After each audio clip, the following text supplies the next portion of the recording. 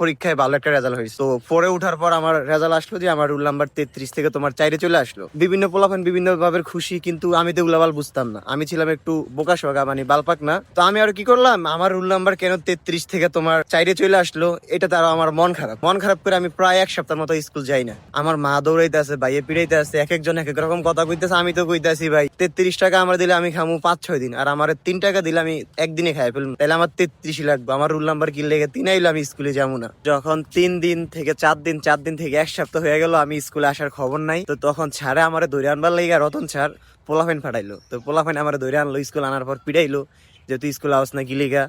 তো আমি বললাম স্যার আমার রোল নাম্বার আপনারা 33 থেকে 4 লই আইছেন কি লিগা। কয়টা তারও ভালো, তুই আরো খুশি হবি, বন্ধু বান্ধবরে বলবি, আনন্দ মজা করবি, এখানে আরো মন খারাপের কি আছে। আমি কে ছাড়, আমার মায়ে আমারে 30 টাকা দিলে আমি 5-6 দিন খাইতে পারি, আর আমারে 60 টাকা দিলে তো আমি হাফ বেলায় খাইয়া বয়ে থাকুন, লাস্ট আমি কি করুম। স্যারে পরে হাসলো কিছুক্ষণ, হাইসা মনে করে আমার বুঝাইলো।